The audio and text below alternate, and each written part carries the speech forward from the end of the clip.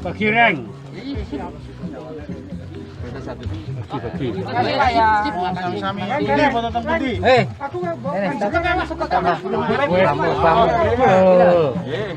Satu, dua, tiga.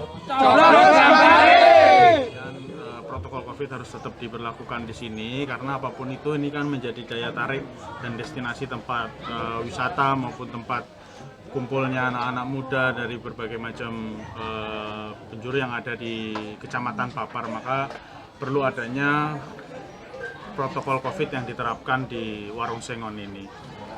Potensi tempat-tempat wisata di desa-desa itu gimana nih Mas? Potensi tempat wisata yang di desa-desa selama 8 bulan terakhir saya non-stop turun ke bawah itu sebenarnya sangat potensial sekali, tapi yang saya lihat sampai sejauh ini desa-desa ini masih mandiri, jadi banyak sekali sekarang ini yang menjamur di hampir setiap desa yang saya kunjungi itu selalu ada tempat wisata, cuman mayoritas itu bentuknya sumber air rata-rata. Nah ini perlu ada pengelolaan khusus dan perlu ada master plan yang dibentuk oleh pemerintah kabupaten supaya destinasi wisata ini inline dan ada ceritanya, tidak terus desa ini bangun, desa ini bangun, desa ini bangun tanpa adanya grand design dari pemerintah kabupaten.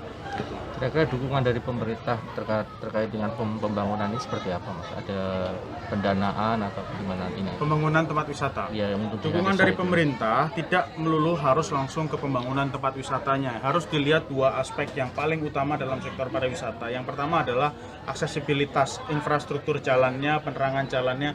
Kalau tadi saya lihat akses jalan dari luar sampai ke sini itu masih belum memadai, penerangan jalan pun juga demikian. Lalu yang kedua harus dilihat amenitasnya, kesiapan warganya.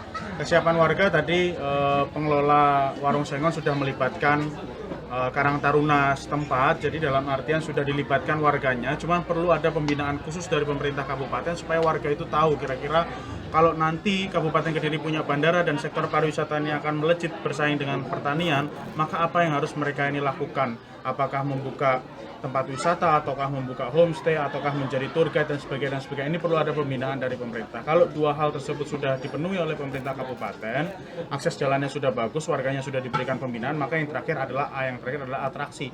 Atraksi adalah tempat wisatanya. Nah, kalau tempat wisata itu potensial, maka pemerintah kabupaten wajib untuk memberikan bantuan modal kalau memang betul-betul potensial. Ini harus dilihat dulu dari perkembangan dari tempat-tempat wisata tersebut.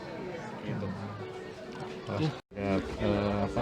Pencegahan ya yang jelas, maka tadi saya begitu datang ke sini, hal yang pertama saya lakukan adalah melakukan sosialisasi untuk penggunaan masker karena masih ada banyak warga yang cukup apatis untuk tidak menggunakan masker, sedangkan masker itu adalah benteng atau obat yang paling mujarab untuk menangkal COVID.